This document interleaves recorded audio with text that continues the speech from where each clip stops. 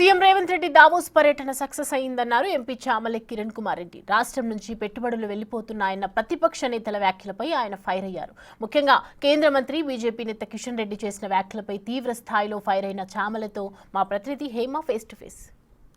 ఒకవైపు దావోస్ పెట్టుబడుల మీద కాంగ్రెస్ సంబరాలు చేసుకుంటే మరొక వైపు ఇవన్నీ పేపర్కి మాత్రమే పరిమితం అంటూ ప్రతిపక్షాలు ప్రధానంగా చేస్తున్నటువంటి ఆరోపణలు. దీనిపైన మాట్లాడడానికి మనతో పాటు భువనగిరి ఎంపీ చామల కిరణ్ కుమార్ రెడ్డి ఉన్నారు. ఏంటి ఇవన్నీ పేపర్కి మాత్రమే పరిమితమా? ఎంఓయూలు చేసుకోవాలంటే ఇక్కడ కూడా కూర్చొని మాట్లాడవచ్చు, దావోస్కి వెళ్ళి సూటు బూట్ వేసుకొని చర్చలు చేయాల్సినటువంటి అవసరం ఏంటి అంటూ నిన్న కిషన్ రెడ్డి కామెంట్ చేశారు. దీనిపైన మీ రెస్పాన్స్ ఏంటి? కిషన్ రెడ్డి గారు కామెంట్ చేయడం గురించే చాలా వింతగా అనిపిస్తుంది నాకు.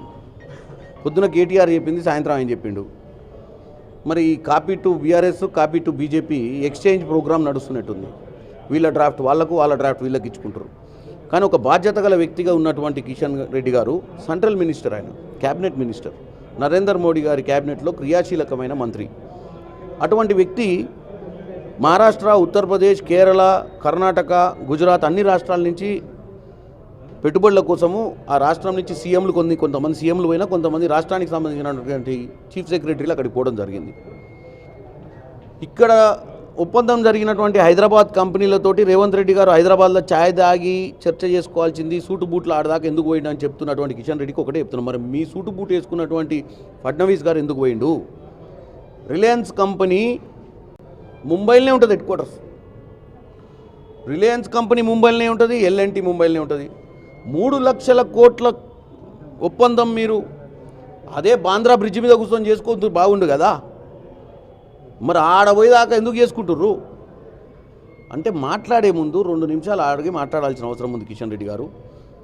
ఇవాళ భారతదేశ వ్యాప్తంగా ఎన్నో పెట్టుబడులు తెచ్చినటువంటి వరల్డ్ ఎకనామిక్ ఫోరం దావోస్లో ఉన్నటువంటి కార్యక్రమం గురించి మీరు గొప్పగా చెప్పుకోవాల్సిన అవసరం ఉంది. మా హయాంలో 3వ మేము రాజకీయాలలో మేము బీజేపీ గవర్నమెంట్ ఫామ్ చేసింది. దావోస్కి పోయి గిన్ని 10 లక్షల కోట్ల 15 లక్షల కోట్ల అన్ని రాష్ట్రాలు కలిసి తెచ్చుకుందని చెప్పి పెద్ద మనిషిగా మాట్లాడుంటే ఈరోజు మేము నిన్ను గొప్పగా చూసేవాళ్ళము. నీ చిన్న మనసు తిరిగే నీ మిత్రులు బీఆర్ఎస్ పార్టీ ఇచ్చినటువంటి లైన్లో పడి నువ్వు గుడ్డిగా వాళ్ళు ఇచ్చిన అద్దాలు పట్టుకొనే సమస్యను సమస్య సైడ్ చూస్తున్నావు.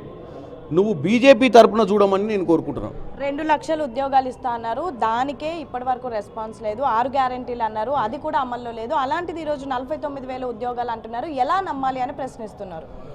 ఆయన ఈ ప్రశ్న గతంలో ఆయన మిత్ర పార్టీ, ఆయన ఏ టీం పార్టీ అయినటువంటి కేసీఆర్ గారి ప్రభుత్వాన్ని అడిగి ఉంటే బాగుండేదేమో. 10 ఏళ్లలో వాళ్ళు ఏం చేసిరు, ఎన్ని ఉద్యోగాలు వచ్చారని ఏ రోజు అడగని కిషన్ రెడ్డి గారు సంవత్సరంలో 55,000 ఉద్యోగాలు ఇచ్చినటువంటి కాంగ్రెస్ పార్టీని నిలదీస్తుండంటేనే ఆయన ఎటువంటి ఆలోచనతో ఉండు, ఎవరి తరపున ఆలోచిస్తుండు, ఎవరికి వకాలత్ ఉంచుకుంటుండో మనకు క్లియర్గా కనపడుతుంది.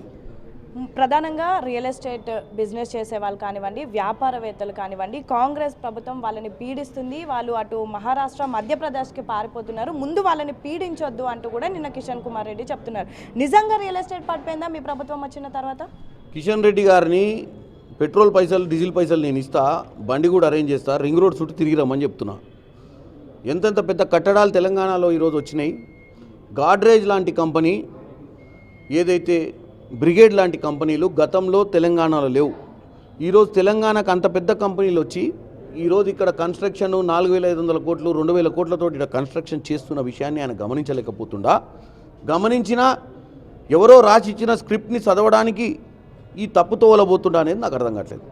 సో ముందు ఇల్లు చెక్కబెట్టుకొని తర్వాత రాష్ట్రాన్ని చెక్కబెట్టండి, ముందు మీ పార్టీలో ఉన్నటువంటి సమస్యలను తీర్చండి అంటూ కూడా నిన్న అనేక కామెంట్ చేశారు. మొత్తం మీరు వచ్చిన తర్వాత అంటే దావోస్ నుంచి వచ్చిన తర్వాత కిషన్ రెడ్డి ప్రెస్ మీట్లో సంచలనమైనటువంటి కామెంట్ చేశారు. దీన్ని ఎలా చూస్తారు? వాళ్ళ పార్టీ మా పార్టీ గురించి మాట్లాడే స్థాయి వాళ్ళకి లేదు.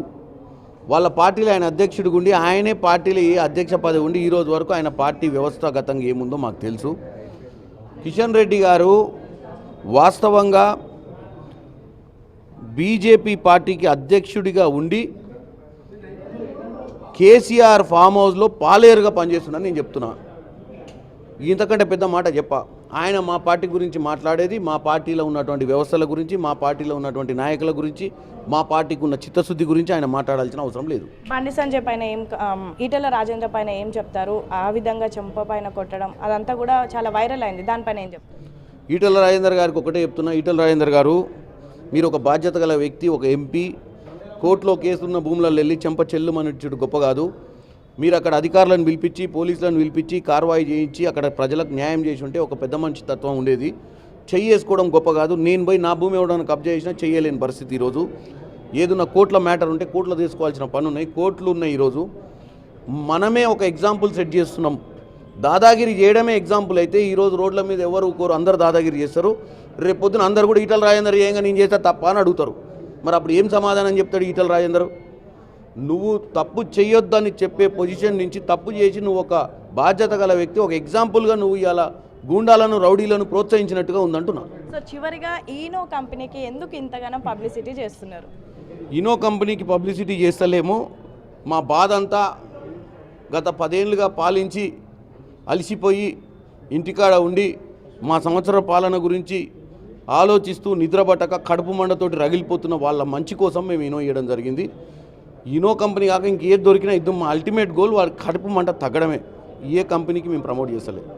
సో ఇది పరిస్థితి. ముఖ్యంగా ప్రధానంగా రీసెంట్గా నిన్న కిషన్ రెడ్డి కామెంట్స్ పైన ఎంపీ చామల రెస్పాండ్ అయ్యారు. కిషన్ రెడ్డి మొత్తం కూడా కేసీఆర్ ఇంట్లో పాలేరులా పనిచేస్తున్నారు. ఉదయం కేటీఆర్ ప్రెస్ మీట్ పెట్టి ఏదైతే కాపీ చదువుతారో అదే యాజ్ ఇట్ ఈస్గా సాయంత్రం ప్రెస్ మీట్ పెట్టి కిషన్ రెడ్డి చదువుతున్నారు.